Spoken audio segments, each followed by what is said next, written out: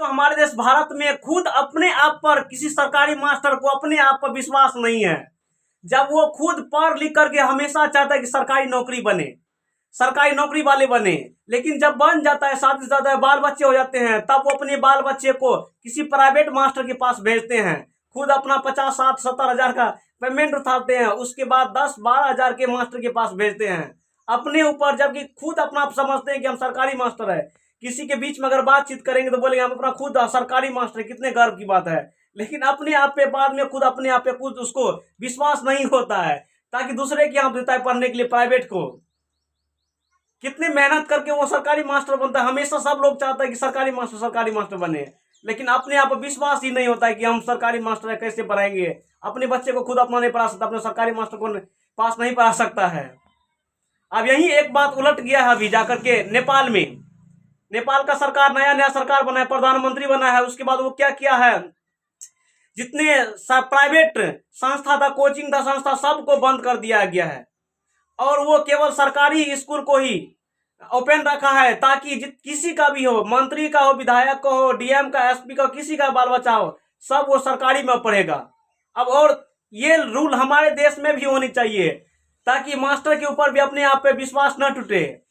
हमेशा जो अपने आप पे विश्वास तोड़ के रखते हैं कि हम सरकारी स्कूल में नहीं पढ़ेंगे, जबकि खुद अपना पहले अपने बच्चे को सुबह उठ करके प्राइवेट स्कूल में दे आते हैं, उसके बाद मुँह धो करके खाना पीना खा करके सरकारी स्कूल के सरकारी बच्चे को आते हैं पढ़ाने के लिए, गरीब के बच्चे को आते हैं पढ़ाने के लिए।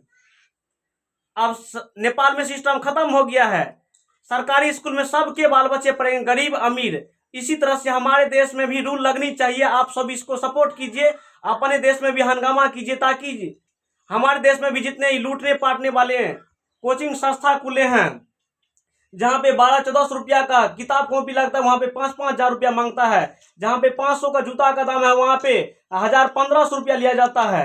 आप सोच सकते हैं, एक बार एडमिशन हो चुका है, फिर री एडमिशन लो, इसका लो पैसा, उसका लो पैसा। इस तरह से इसके नाम पे हम सबको पूरे देश में लूटा जा रहा है।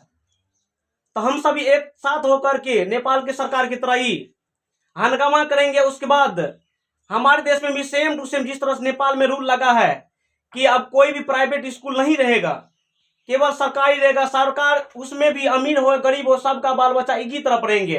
तब हम सबको आरक्षण नहीं चाहिए। जिस तरह सभी हम लोग आंदोलन कर रहे हैं, पान समाज को लेकर के आंदोलन में आ रहे हैं कि हमें भी आरक्षण दो, हम आरक्षण नहीं मांगेंगे। तब डायरेक्ट ऐसे कीजिए, सबका गरीब अमीर सबका बाल बच्चा एक समान कीजिए, प्राइवेट स्कूल को रखिए ही मत, केवल सरकारी को रखिए। तब हम सबको आरक्षण की क्या जरूरत है। जिस तरह से नेपाल में आरक्षण भी खत्म हो चुका है और प्राइवेट स्कूल भी सब खत्म हो चुका है। तो हम सभी एक साथ होकर के पूरे इंडिया में चाहेंगे कि मतलब उसी तरह से रूल हमारे देश में भी आना चाहिए। पहले नेपाल के लोग चाहते थे कि हमारे देश में मोदी जैसा प्रधानमंत्री हो, लेकिन अब हम चाहते हैं कि नेपाल की तरह हमारे देश में प्रधानमंत्री हो। इस वीडियो को शेयर कीजिए और हम सब की मांग यही है कि जिस तरह से नेपाल में सरकार प्राइवेट संस्था को बंद कर दिए, उस तरह से हमारे देश में भी बंद होनी चाहिए। जय हिंद दोस्तों।